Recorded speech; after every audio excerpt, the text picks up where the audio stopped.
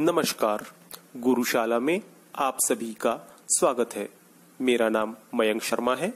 जिज्ञासा प्रोजेक्ट के अंतर्गत मैं एक स्कूल मेंटर हूं, जिला छिंदवाड़ा, मध्य प्रदेश से। और आज की वीडियो में हम चर्चा करेंगे जल चक्र पर। इस वीडियो का उद्देश्य छात्रों को जल चक्र के बारे में जानकारी प्रदान करना है। यह वीडियो कक्षा 5 व 6 के विद्यार्थियों के लिए बहुत उपयोगी है। जल चक्र जलीय परिसंचरण द्वारा निर्मित एक चक्र है, जिसके अंतर्गत जल महासागर से वायुमंडल में, वायुमंडल से भूमि पर और भूमि से पुनः महासागर में पहुंच जाता है। महासागर से वाष्पीकरण द्वारा जल वाष्प के रूप में जल वायुमंडल में ऊपर उठता है, जहां जल वाष्प के संघनन से बादल बनते हैं, तथा वर्षण द्वारा जल वर्षा अथवा हिम वर्षा के रूप में जल नीचे भूतल पर आता है और नदियों से होता हुआ पुनः महासागर में पहुंच जाता है। इस प्रकार एक जल चक्र पूरा हो जाता है। अब हम जल चक्र के चरणों पर चर्चा करते हैं।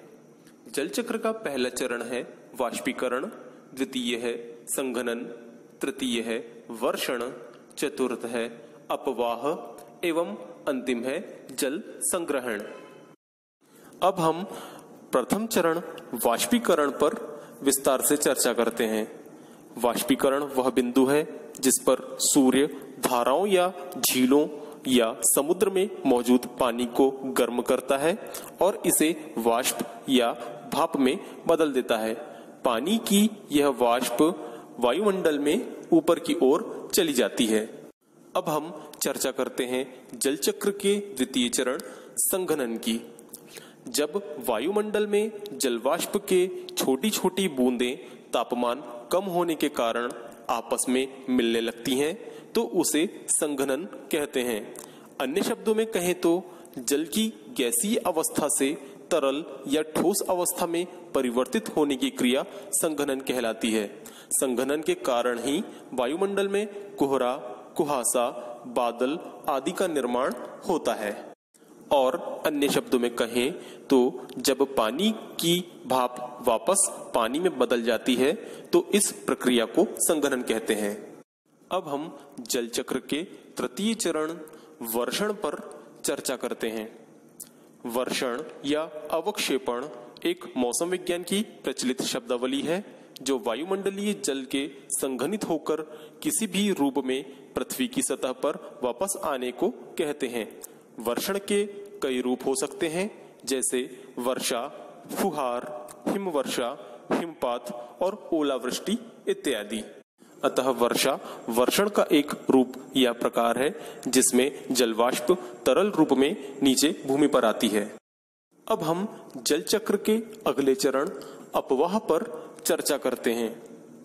अपवाह या धरातलीय अपवाह जल की वह मात्रा है जो पृथ्वी की सतह पर गुरुत्वाकर्षण के प्रभाव में ढाल का अनुसरण करते हुए जलधाराओं, सरिताओं, नालों और नदियों के रूप में प्रवाहित होता है।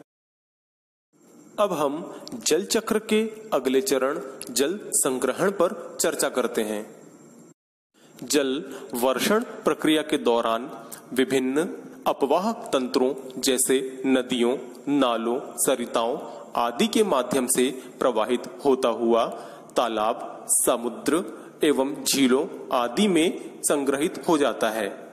अतः ऐसे स्थान जहां पर जल संग्रहित होता है, उसे जल संग्रहण कहा जाता है। अब हम जल चक्र को एक वीडियो के माध्यम से समझने का प्रयास करेंगे। आप देख रहे हैं एक जल स्रोत से जल सूर्य से ऊष्मा प्राप्त कर वाष्प में परिवर्तित होकर ऊपर की ओर उठ रहा है। यह जल वाष्प संघनित होकर बादलों में परिवर्तित हो जाती है और यह बादल वर्षण के द्वारा पुनः भूमि पर बरस जाते हैं। इस प्रकार यह एक जल चक्र को पूर्ण करते हैं। मुझे आशा है आप सभी को जानकारियां पसंद आएंगी। धन्यवाद।